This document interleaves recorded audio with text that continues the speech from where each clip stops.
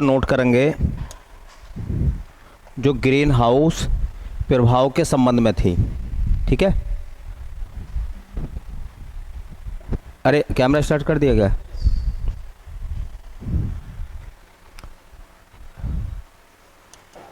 Green house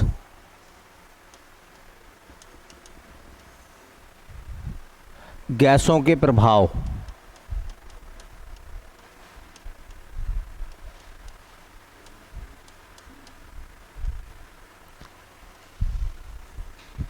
कल इसका एक इफेक्ट बता दिया था, एक प्रभाव। ठीक है, देखिए क्वेश्चन दूसरा पार्ट कह रहे हैं कि आर्कटिक एवं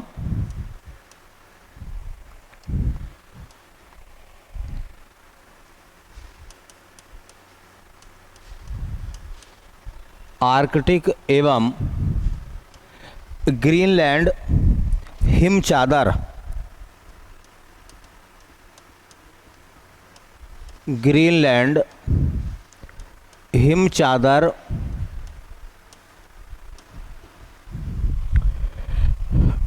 ग्लोबल वार्मिंग से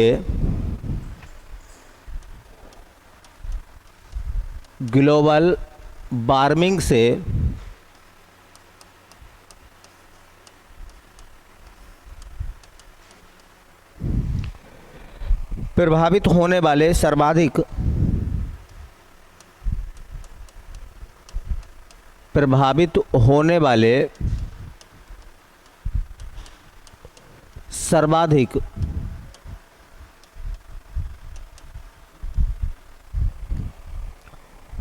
भंगुर पारिस्थितिकी तंत्र है। भंगुर पारिस्थितिकी तंत्र है।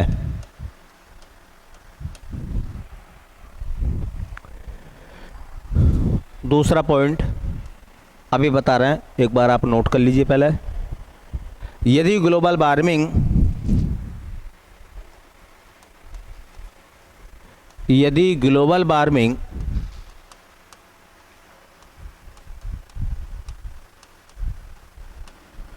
पूर्व औद्योगिक स्तर से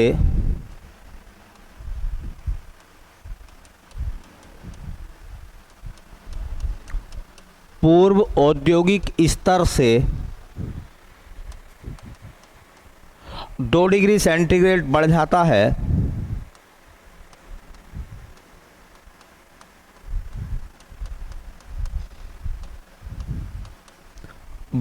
है, तब समुद्रों में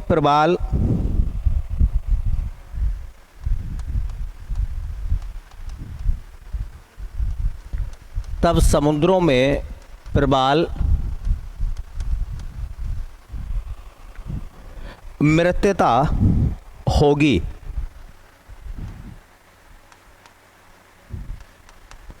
अंग्रेजी में कहते हैं इसको कोरल मोर्टिलिटी।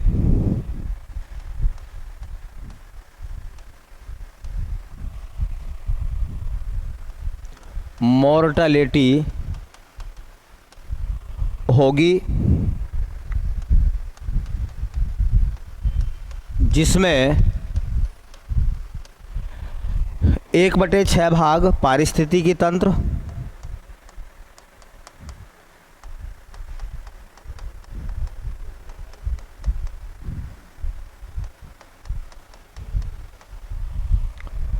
व 1/4 भाग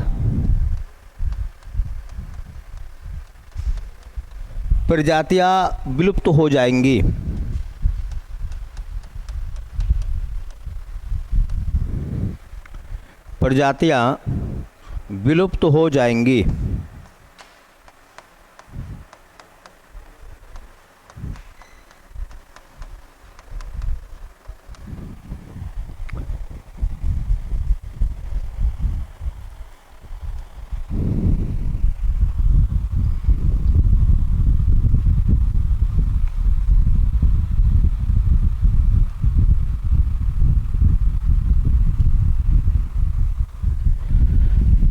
तो दो इफेक्ट और लिखिए। ये कह रहे हैं कि अगर ग्लोबल वार्मिंग जब हुआ है तो उस ग्लोबल वार्मिंग से जो आर्कटिक क्षेत्र है वहाँ बर्फ़ है, ग्रीनलैंड पर बर्फ़ है, अंटार्कटिका पे बर्फ़ है, ये जो बर्फीले इलाके हैं, ग्लोबल वार्मिंग के होने से पृथ्वी का तापमान बढ़ेगा। तापमान बढ़ेगा तो हिम चादर क्या हो जाएंगी, पिघलेंगी या नहीं पिघलेंगी? ये पिघल जाएंगी। तो कह रहे हैं कि सबसे ज़्यादा इफेक्ट कहाँ देखा गया है? ग्लोबल वार्मिंग से सर्वाधिक भंगुर पारिस्थितिकी तंत्र कहाँ का है? भंगुर का मतलब नष्ट होना, ख़त्म होना या टूटना। तो आर्कटिक का और ग्रीनलैंड का है। ग्लोबल वार्मिंग से सबसे ज़्यादा भंगुर पारिस्थितिकी तंत्र कहाँ का हुआ है? किस पारिस्थितिकी तंत्र को सबसे ज़्यादा लॉस हुआ है? तो आर्कटिक क्षेत्र की बर्फ़ की चादर और ग्रीनलैंड में। ये कह रहे हैं कि अगर ग्लोबल वार्मिंग, देखिए एक ये लाइन है वो है औद्योगिक स्तर, और उससे पहले लिखा हुआ पूर्व। आपको पता औद्योगिक क्रांति हुई थी इंग्लैंड से, ठीक है? हाँ, औद्योगिक क्रांति की शुरुआत कहाँ हुई थी? इंग्लैंड में। इंग्लैंड की औद्योगिक क्रांति। औद्योगिक क्रांति के समय जो टेम्परेचर था पृथ्वी का, अब बढ़ गया है, क्योंकि उद्योगों से निकलने वाली कार्बन डाइऑक्साइड और तमाम गैसों ने ग्लोबल वार्मिंग को बढ़ाने का काम करा है। तो ये कह रहे हैं कि अगर ग्लोबल वार्मिंग पूर्व औद्योगिक स्तर जो उस समय का तापमान था उससे अगर 2 डिग्री सेंटीग्रेड बढ़ जाता है तो समुद्रों के प्रवाल मरने शुरू हो जाएंगे। समुद्रों के अंदर जो प्रवाल होता है जंतु वो मरना शुरू हो जाएगा। और कह रहे हैं कि कुल पारिस्थितिकी तंत्र का 1/6 भाग और प्रजातियों का 1/4 भाग विलुप्त हो जाएगा। कितना बड़ा संकट आएगा? जो प्रजातियां हैं वो 25% खत्म हो जाएंगी। प्रजातियां, जीव जंतुओं की प्रजातियां, वनस्पतियों की प्रजातियां 25% लुप्त हो जाएंगी। और कह रहे हैं कि जो पारिस्थितिकी तंत्र है, जो इकोसिस्टम है हमारा, उसका 1/6 भाग, 1/6 हिस्सा, 1/6 तकरीबन कितना हो जाएगा भाई? 100 को 6 से भाग कर दो, कितना हो जाएगा? अरे 16 छक्का 96, लगभग 16%, 16 पॉइंट कुछ %, ठीक है? लगभग 16-17% जो इकोसिस्टम है हमारा वो नष्ट हो जाएगा, ठीक है? ये इसके बाद भी कह रहे हैं कि अगर ये 3 डिग्री सेंटीग्रेड हो गया, 3 डिग्री सेंटीग्रेड हो गया तो पारिस्थितिकी तंत्र ज़्यादा खत्म होगा कम? जब 2 डिग्री सेंटीग्रेड पे 1/6 खत्म हो रहा, तो कह रहे हैं कि अगर यही प्रक्रिया 3 डिग्री तक पहुंच जाएगी तो हमारे इकोसिस्टम का 1/5 भाग खत्म हो जाएगा, 20% मतलब। तो प्रजातियां और भी ज़्यादा है, प्रजातियां 25% गायब हो रही हैं, उस समय प्रजातियां 30% विलुप्त हो जाएंगी। मैं कहना चाहता हूं कि अगर ये सिस्टम नहीं रुका और चलता रहा तो ये बताओ, ये पृथ्वी के पतन की कहानी है या नहीं है? ये पृथ्वी पर जो हरियाली है, जो जीव जंतुओं की चहचहाहट है, ये क्या हो जाएगी फिर? ये नष्ट हो जाएगी, ख़त्म हो जाएगी, ठीक है? और इसकी मेन वजह जो है वो सिर्फ ये है इंडस्ट्री। किसी भी इंडस्ट्री को आप देख लीजिए, तमाम प्रकार की उससे गैसें निकलती हैं जो ग्लोबल वार्मिंग का काम करती हैं, ठीक है? कुछ सकारात्मक प्रभाव भी देखने को मिलेंगे। सकारात्मक प्रभाव कैसे कैसे होंगे? देखिए, कह रहे हैं ग्लोबल वार्मिंग की वजह से कुछ चीज़ें और भी देखी जाएंगी। क्या क्या और प्रभाव देखे जाएंगे?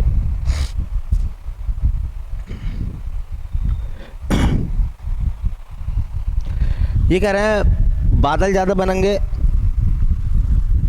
पौधे प्रकाश संश्लेषण की क्रिया बहुत तेज़ी के साथ करेंगे क्योंकि CO2 ज़्यादा होगी। तो प्रकाश संश्लेषण के लिए CO2 की आवश्यकता होती है पौधों को, वो ज़्यादा करेंगे, है ना? बाष्पोत्सर्जन में कमी आएगी, पौधे पानी को वाष्पीकृत कम करेंगे। ये सब चीज़ें देखी जाएंगी, ठीक है? तो क्या होगा? देखिए,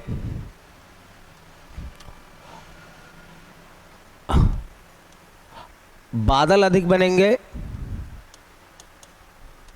बादलों का अधिक बनना,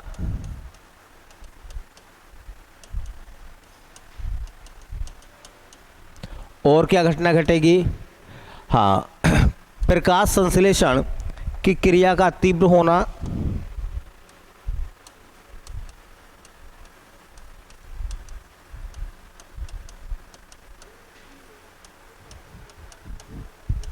कि क्रिया में तेजी, ये चीज़ें देखने के लिए मिलेंगी। बाष्पोत्सर्जन में कमी आएगी,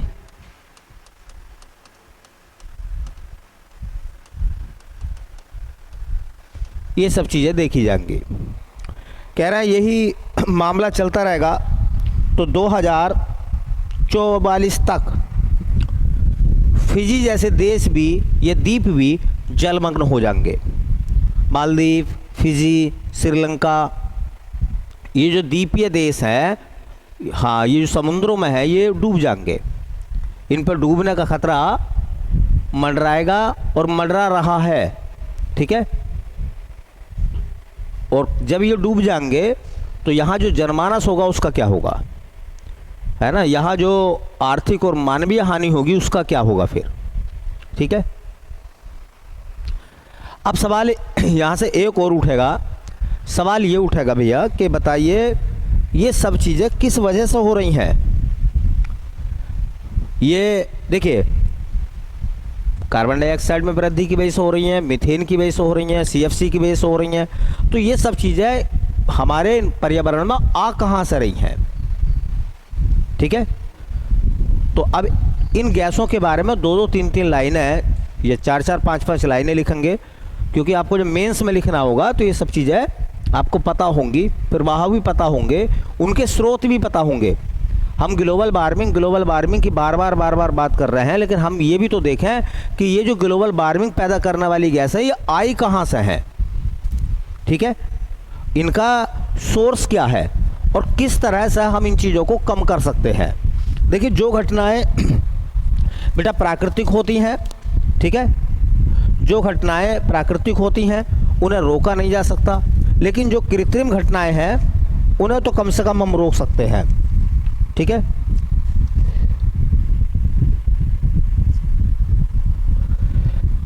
सबसे ज़्यादा ग्लोबल वार्मिंग पैदा करती है कार्बन डाइऑक्साइड।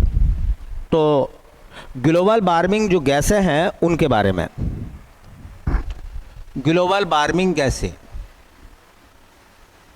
या यूं कहें green house gas,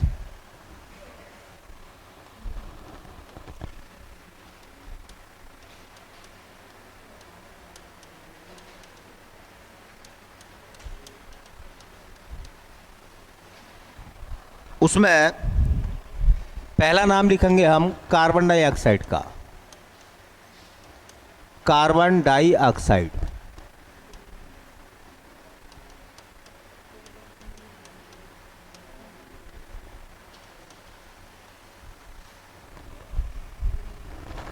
carbon dioxide, देखो इसके बारे में ना थोड़ा डिटेल में पढ़ना, क्योंकि कार्बन डाइऑक्साइड के प्रभाव ग्रीन हाउस में भी हैं और बाकी जगह भी हैं, ठीक है।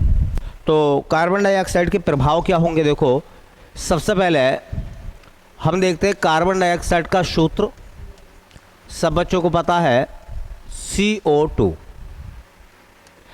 कार्बन डाइऑक्साइड की प्रकृति कैसी होती है, अम्लीय। CO2 की प्रकृति कैसी होती है, अम्लीय होती है। तीसरी बात बताइए, वायुमंडल में कितने % है CO2 वायुमंडल में, वायुमंडल में 0.03% है।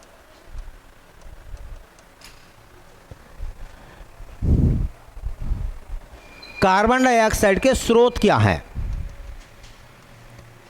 अच्छा पहले एक बताओ मुझे, कार्बन डाइऑक्साइड वायु से भारी है, हल्की है?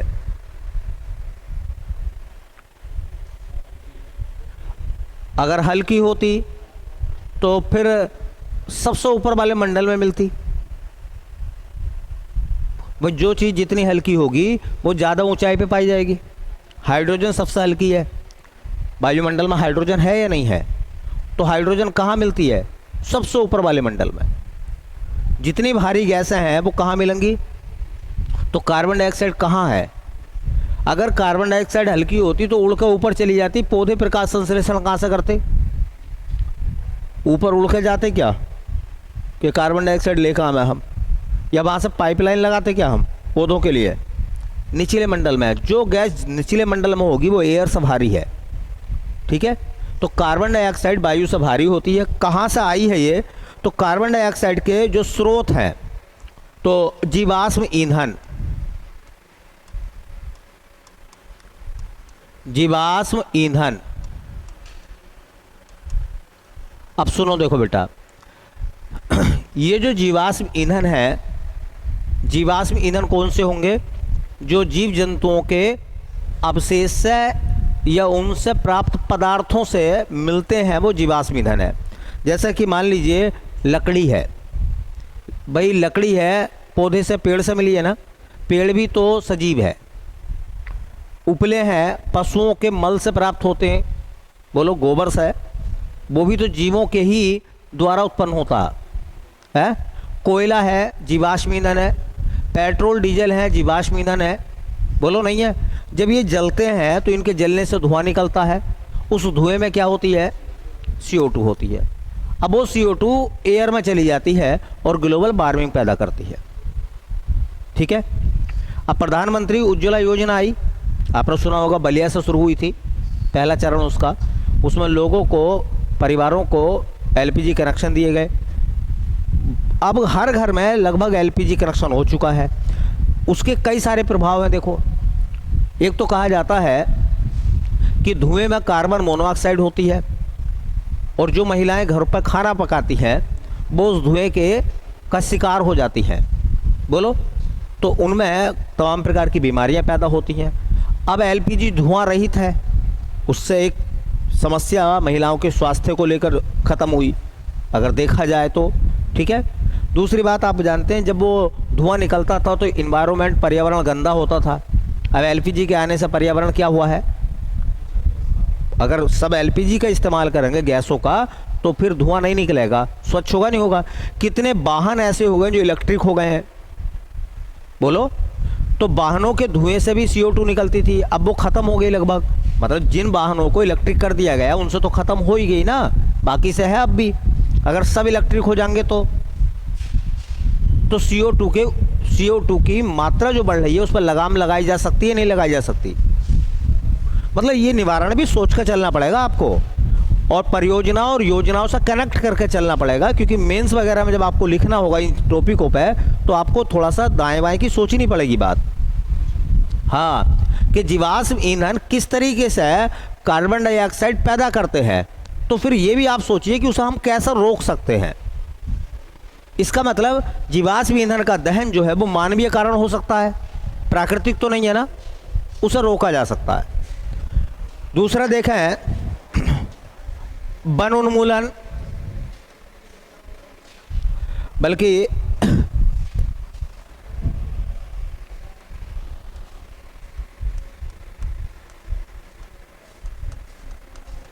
तेल चलित वाहन, अभी मैंने इसी में बता दिया था, वैसे ये भी जीवाश्म ईंधन ही है। तेल चलित वाहन का मतलब है तेल से चलने वाले, पेट्रोल डीजल से चलने वाले जो वाहन हैं वो भी तो कार्बन डाइऑक्साइड भी उत्सर्जित करते हैं, धुआं निकालते नहीं निकालते? ऐसे देखो, मैं तो ये कह रहा हूँ इस लाइन में सब कुछ है।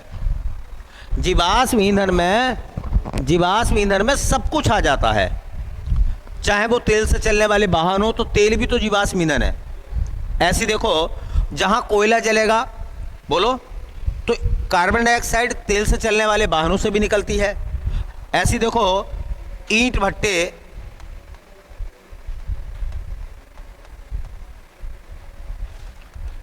भट्टों से, जहाँ ईंट बनाने का काम है, भट्टे लगाए जाते हैं, उसकी चिमनी से कितना धुआं निकलता है ना, तो वो भी CO2 के स्रोत बन जाएंगे।